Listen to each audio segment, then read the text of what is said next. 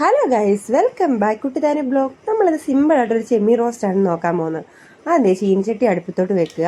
അതിനുശേഷം അത് എണ്ണ ചൂടായിട്ട് കടുക് ഇട്ട് കൊടുക്കുക. കടുക് പൊട്ടിയതിന് ശേഷം വെളുത്തുള്ളി, ഇഞ്ചി, പച്ചമുളക്, ശകലം പെരുംജീരകം കൂടെ ചതച്ച് ആ എണ്ണയിലേക്ക് ഇട്ട് കൊടുക്കുക. അതൊന്ന് മൂത്ത് വരുമ്പോഴത്തേക്ക് നമ്മൾ സബോള അരിഞ്ഞത് അതിലേക്ക് ഇട്ട് കൊടുക്കുക. നമ്മൾ എടുത്തിരിക്കുന്ന ചെമ്മീൻ്റെ ക്വാണ്ടിറ്റി അനുസരിച്ച് നമുക്ക് സബോളയും ഈ പറഞ്ഞ സാധനങ്ങളൊക്കെ ആഡ് ചെയ്യാവുന്നതാണ് കേട്ടോ. അപ്പോൾ നമുക്ക് ഇത്രയും ചെമ്മീനേ ഉള്ളൂ, 1/2 കിലോ മേടിച്ചാൽ പൊളിച്ച് ഒന്ന് വേവിച്ചൊക്കെ വന്നപ്പോഴത്തേക്ക് ഇത്രയേ ഉള്ളൂ. നമ്മൾ ഈ ചെമ്മീൻ കഴുകി വൃത്തിയാക്കിയതിന് ശേഷം 2 കുടംപുളി ഇട്ട് ഒന്ന് ചട്ടിയിൽ വേവിച്ചെടുക്കുക. അതിന് ശേഷം അത് കോരി മാറ്റിയിട്ട് അതിലേക്ക് കുറച്ച് ഗരം മസാല, കുറച്ച് ചിക്കൻ മസാല, കുറച്ച് മുളക് പൊടി, ശകലം മഞ്ഞൾപ്പൊടി, ഉപ്പും ചേർത്ത് മസാല പുരട്ടി വെക്കുക. അതിനുശേഷം ഒരു ചീനിച്ചട്ടി വെച്ചതിന് ശേഷം വെളിച്ചെണ്ണ ഒഴിച്ചാൽ ഒന്ന് മൂപ്പിച്ചെടുക്കുക. ഒത്തിരി വറുത്ത് എടുക്കണ്ട, ജസ്റ്റ് ഒന്ന് മൂപ്പായാൽ മതി.